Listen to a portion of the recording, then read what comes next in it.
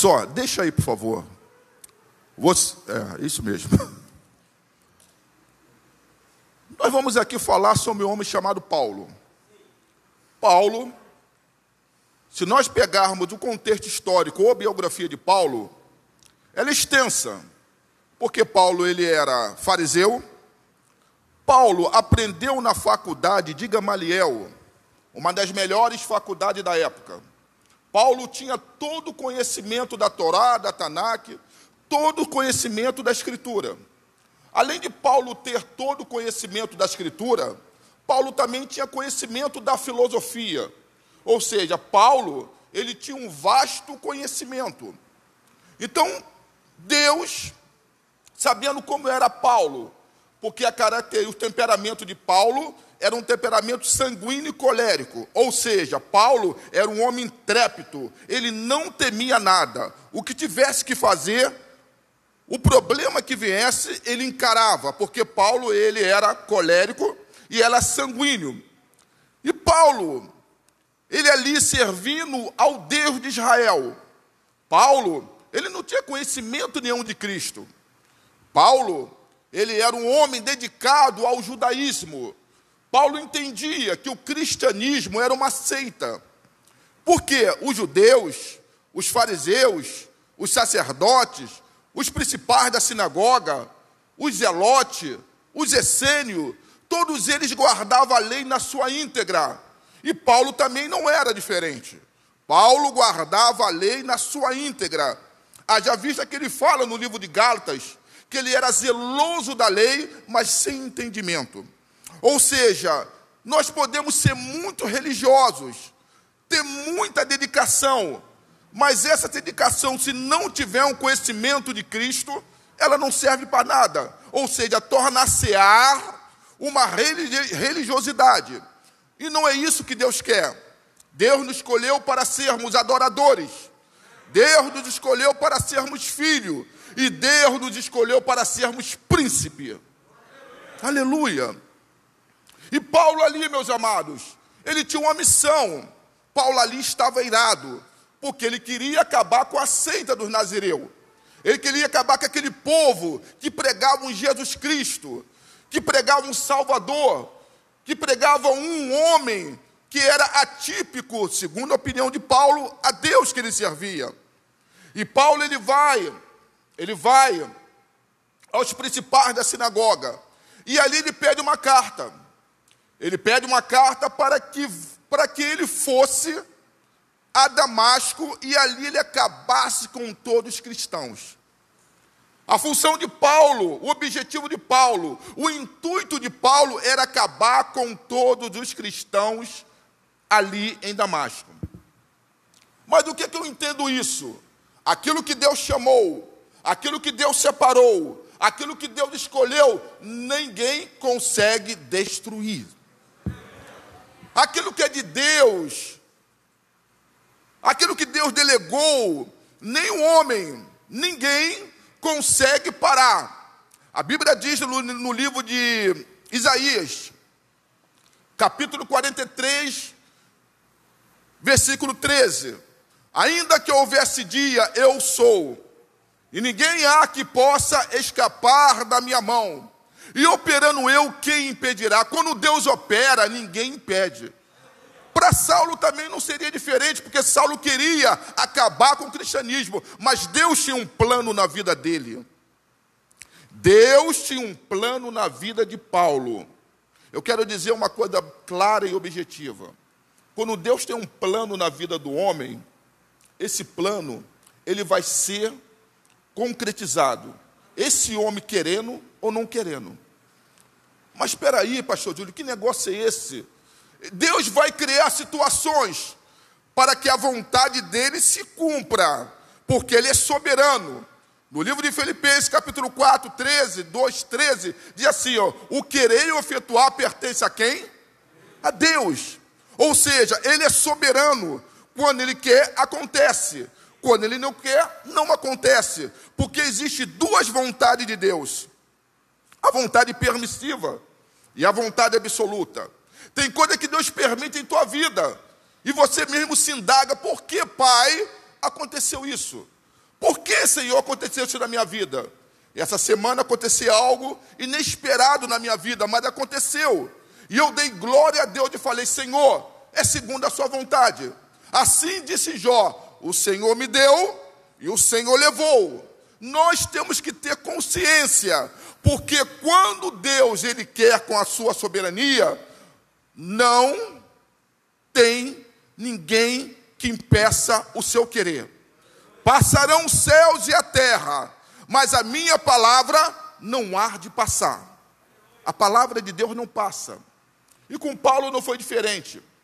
Paulo indo para Damasco, caminhando com seus cavalos, com a sua comitiva, porque Paulo ali tinha uma comitiva, e essa comitiva de Paulo estava ligado com Paulo para o mesmo intuito, matar todos aqueles do Nazareno. E quando Paulo caminha, Paulo se depara com esplendor, no versículo 3. Um esplendor. E ali Paulo cai.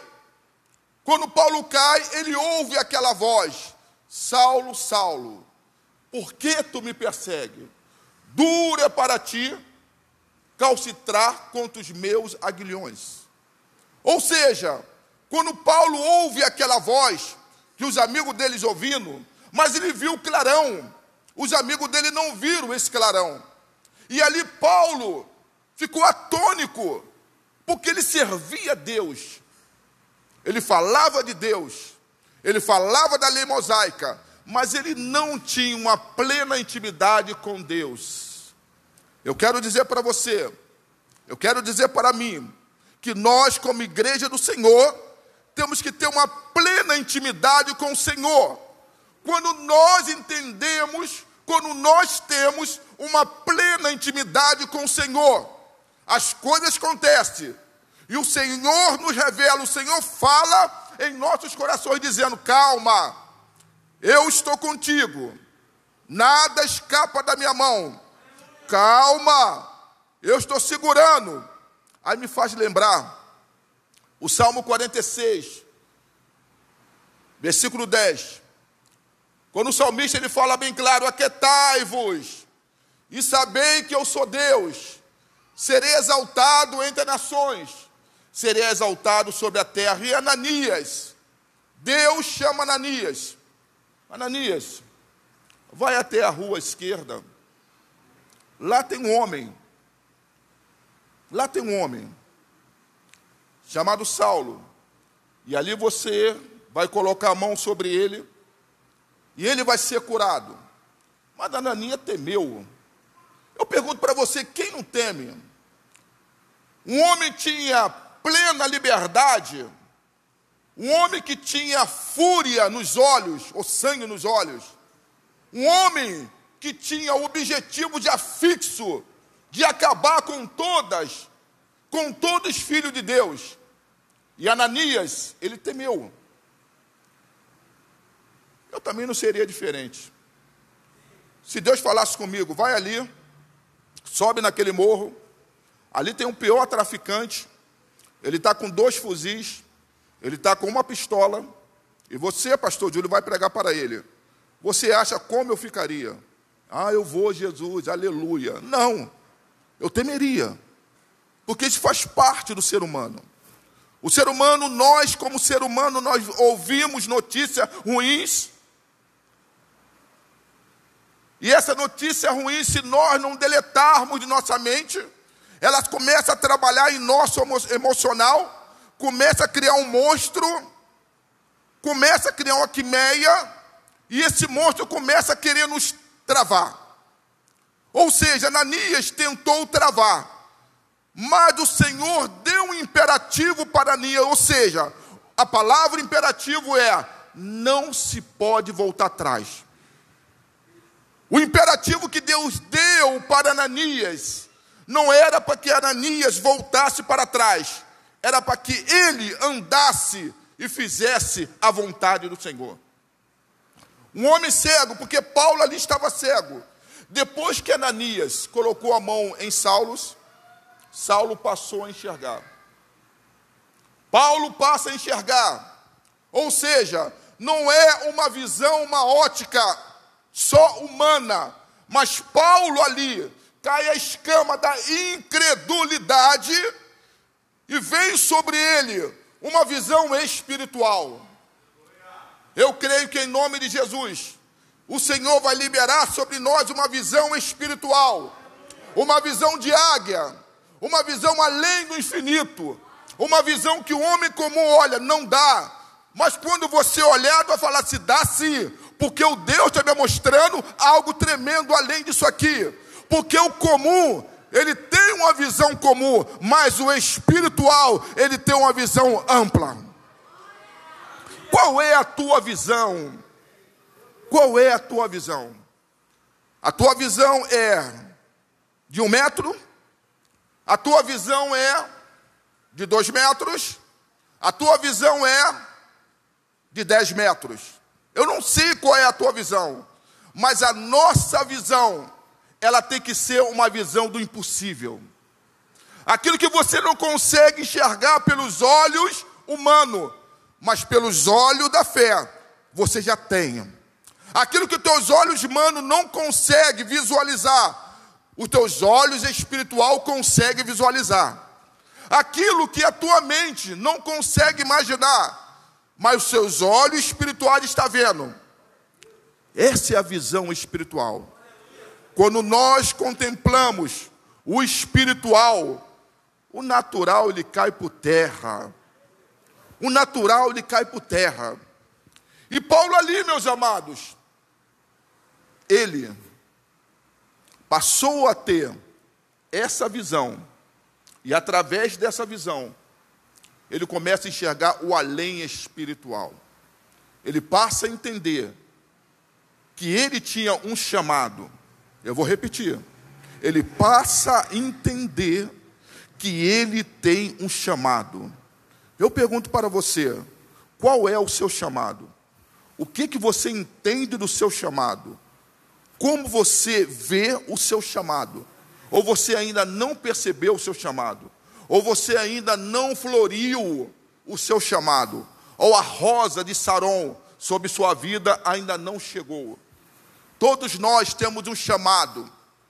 Todos nós temos um chamado na obra de Deus. Mas, lamentavelmente, nem todos querem ouvir essa ordem imperativa e cumprir o seu chamado. O seu chamado, eu não sei. O seu chamado Deus colocou no teu coração.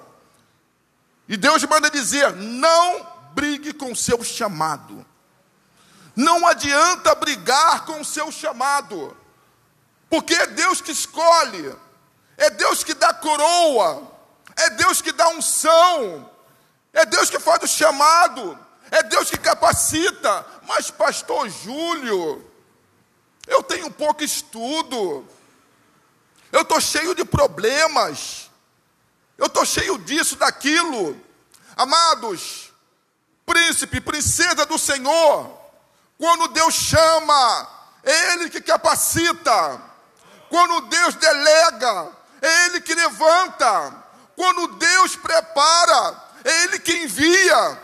Paulo não tinha nenhuma condições humana de ser Saulo. Porque se Paulo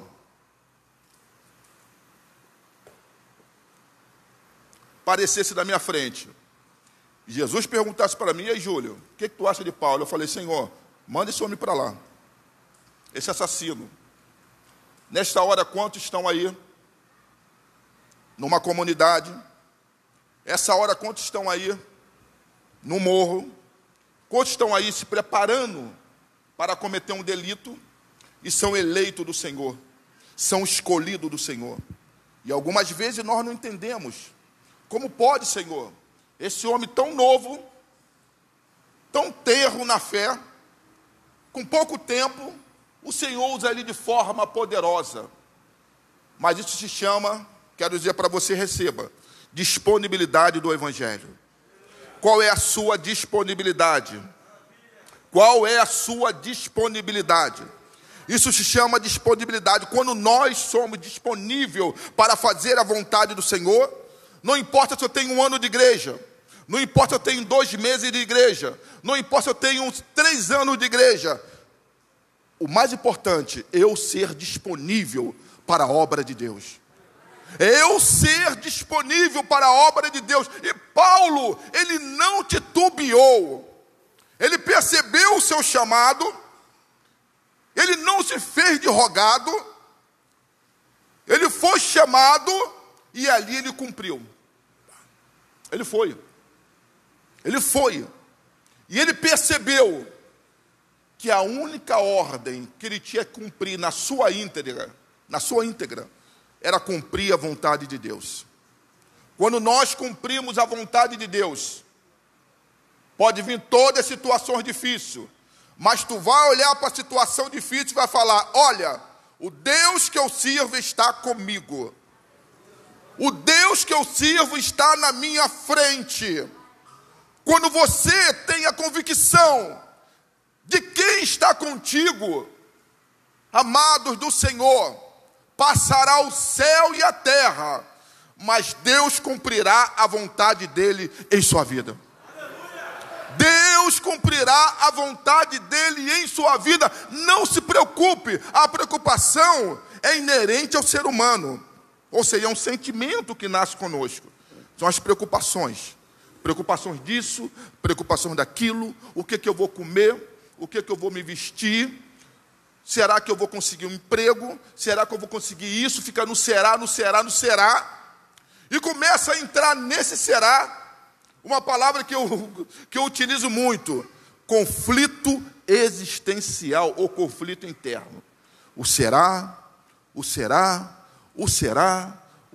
e você fica perguntando para você mesmo: será que eu vou conseguir?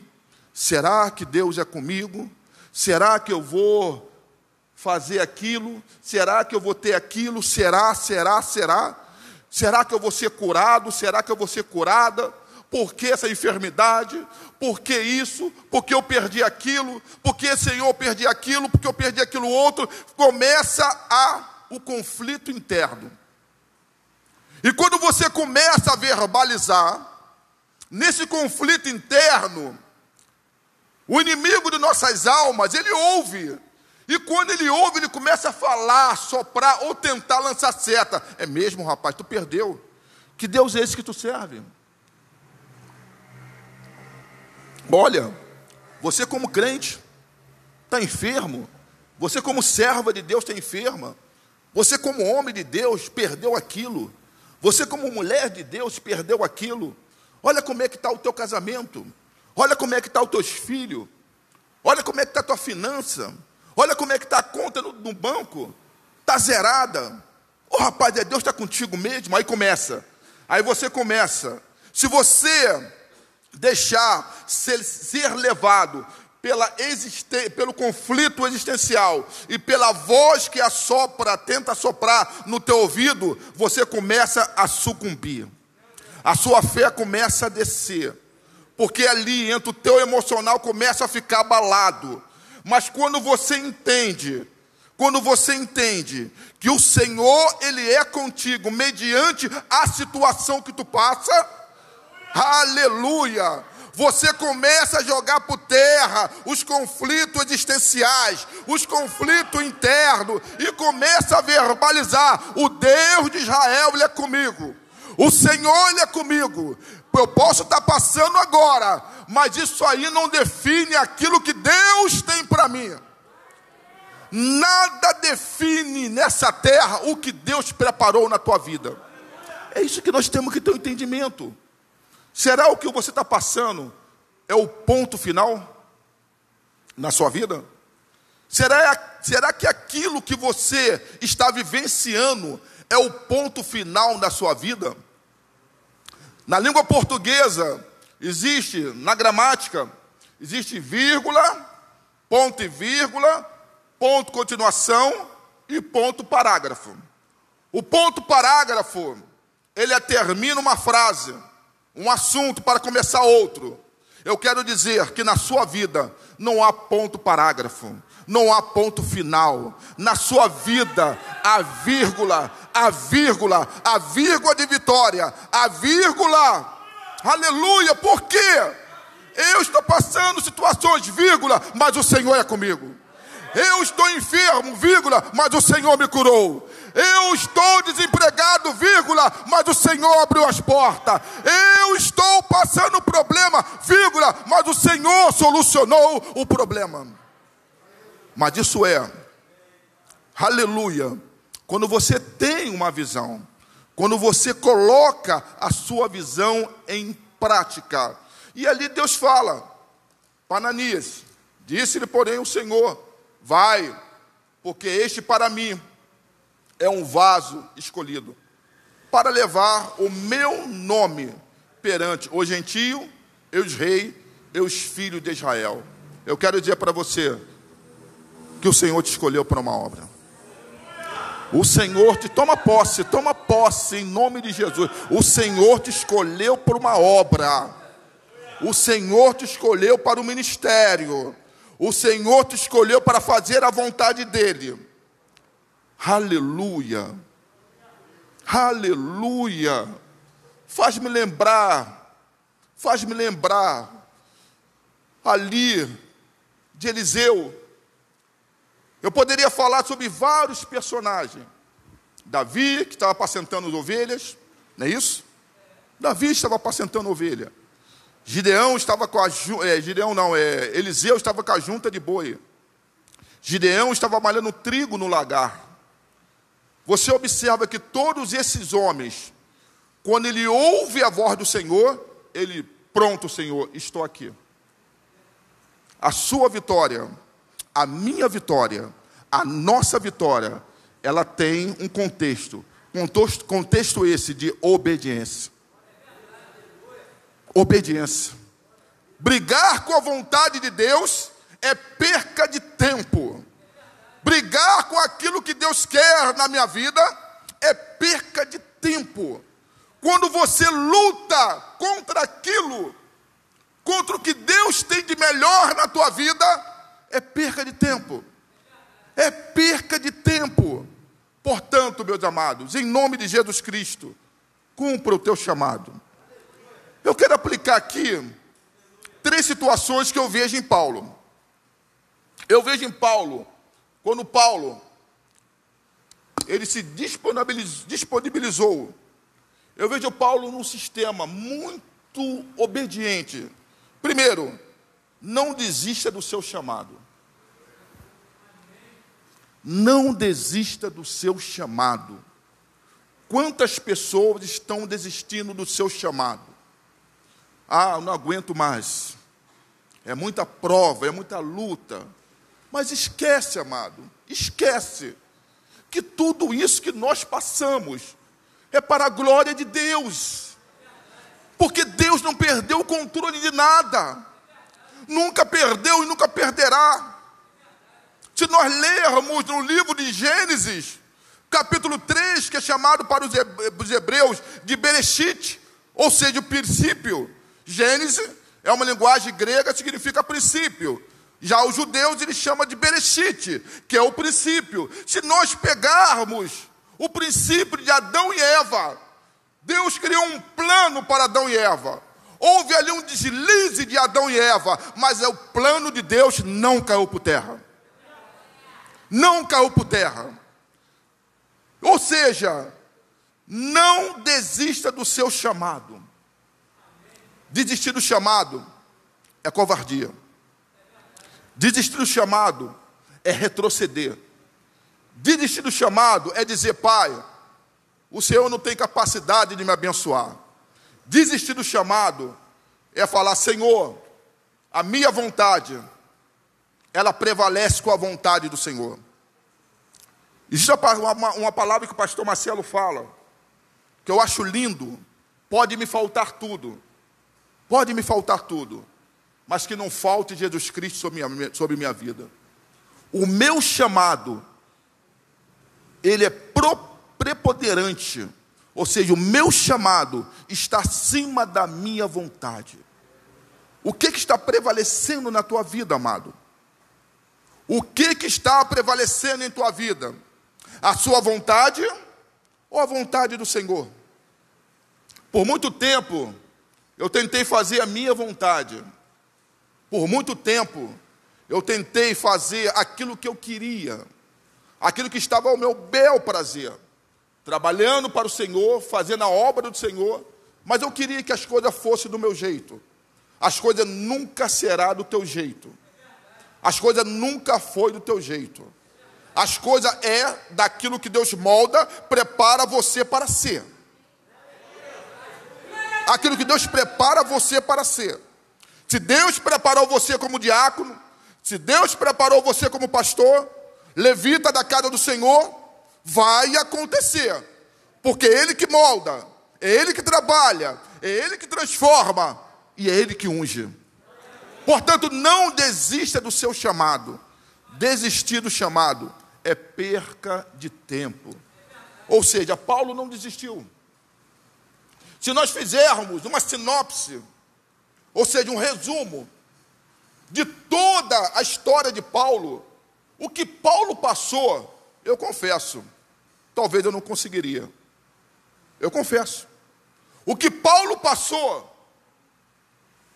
nós não conseguiríamos. Por quê?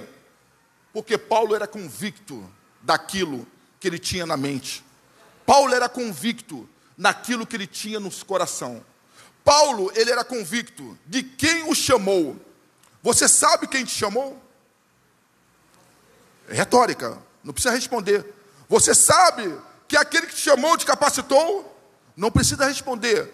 Porque ele chama, ele levanta. E outra coisa que eu aprendo com Paulo é: Paulo enfrentou todas as barreiras. E aí? A Covid, creio eu pela fé, que está no término. Mas embora que na Europa que é frio, ali a Covid voltou a subir. Você observe uma coisa, observe bem. Em meio à pandemia, muitos servos do Senhor utilizou ali aquilo que o inimigo gostava, a desistência. Utilizou a desistência, ou seja, ele quis voltar. Ele quis retroceder. Mas o Senhor dos exércitos chamou Paulo e falou: Paulo, enfrenta todas as situações. Enfrenta, Paulo. Enfrenta, porque eu sou contigo. Eu nunca vou te largar, Paulo. Eu falei com meus discípulos que estarei com ele até a consumação do século. Igreja do Senhor, eleito e eleita do Senhor, o Senhor estará contigo até a consumação do século. Deus não desistiu de você. Deus não desistiu de você, nunca desistirá. Aquilo que você está passando é para o teu amadurecimento, é para o teu crescimento, é para que tu pegue a experiência, é para que tu tenha empatia, passe a sentir por dor do próximo. Aquilo que você está passando é apenas uma gota do resplendor daquilo que Deus tem preparado para você, igreja. Aleluia! Deus tem preparado coisas grandes. Deus tem preparado coisas imensas. Paulo, escrevendo para Romanos, Paulo diz assim: olha, maior o que está em nós do que o que está no mundo. Maior o que está em nós. O dono do universo está em nós. Nós somos tabernáculo de Deus, aonde eu piso, ao cheiro suave do Senhor, aonde eu vou, o esplendor e a glória de Deus está comigo. Você pode estar na praia, você pode estar em qualquer lugar, alguém vai olhar para você e falar: aquele ali é crente, aquela ali é crente, porque a glória de Deus está sobre você. O Senhor colocou sobre ti algo sobrenatural, que é o Espírito dele, e nós não podemos abrir mão, nós não podemos desistir, temos que enfrentar. Paulo escrevendo para Timóteo: olha, Timóteo, Deus não nos deu um espírito de temor e nem de covardia. Deus não nos deu um espírito de temor e nem de covardia, mas sim de intrepidez. Você toma posse disso? Que você é intrépido? que você, aleluia, é uma pessoa corajosa. Você toma posse que você pode estar passando o pior problema que for, mas você não olha para trás. Desânimo vem, porque aqui ninguém é de ferro. Fraqueza pode vir, mas mediante o desânimo, mediante a fraqueza, você fala: olha, Senhor, eu te adoro, eu te sirvo, porque eu sei que tu tens algo melhor para mim.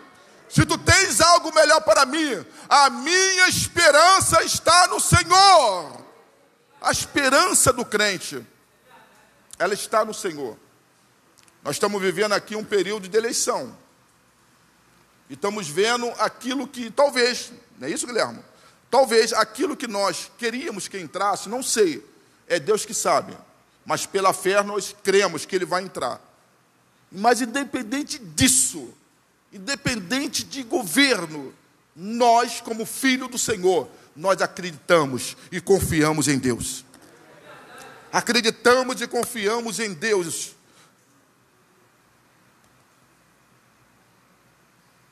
Quem tem convicção do seu chamado, sabe que Deus está com ele em todos os momentos.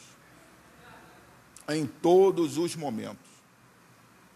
Essa semana, eu fiquei pensando: Senhor, como pode? Ao Senhor prontamente falou no meu coração: pode, porque eu sou contigo. Pode, porque eu sou contigo. Pode, porque eu permiti. Pode.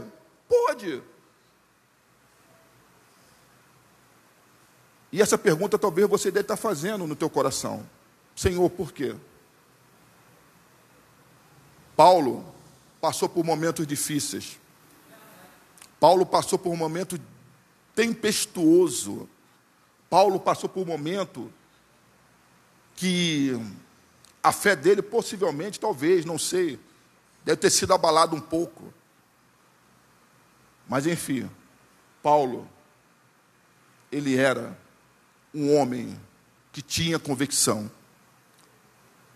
E eu quero dizer para você essa noite, que em nome de Jesus Cristo, tenha convicção na tempestade, tenha convicção no terremoto, tenha convicção na enfermidade, tenha convicção nos problemas, tenha convicção naquilo que faz você chorar.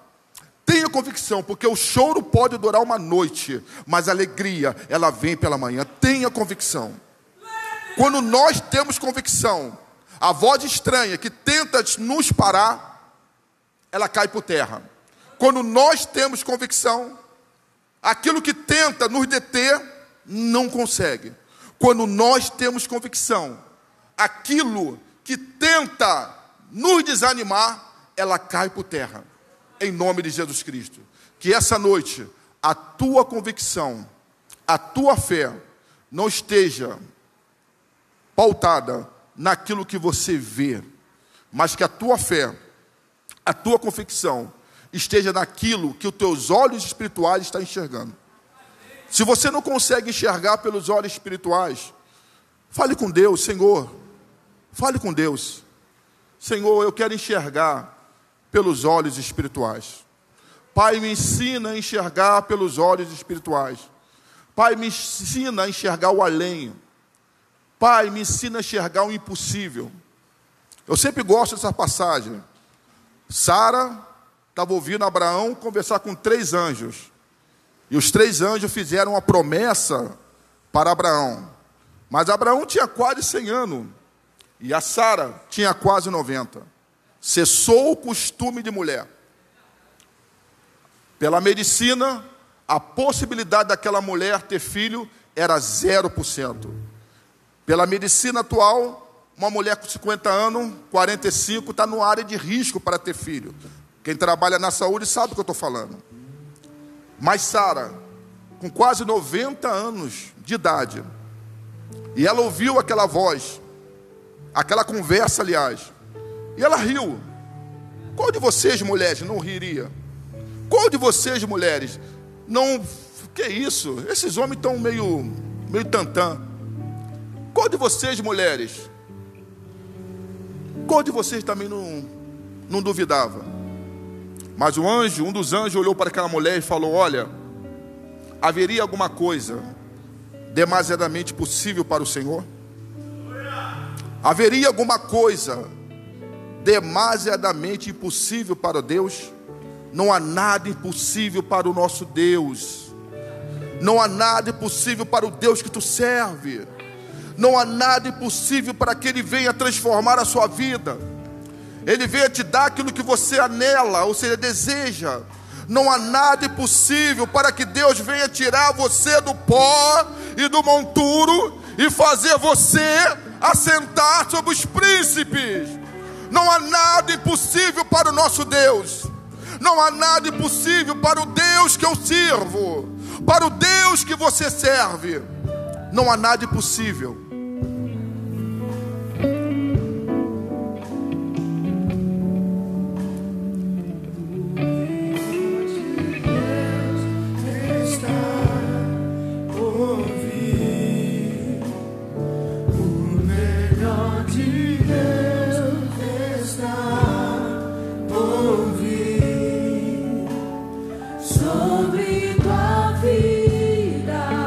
Aleluia.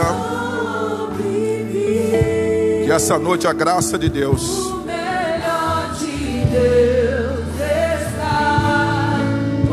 que essa noite o Senhor dê para ti uma visão espiritual.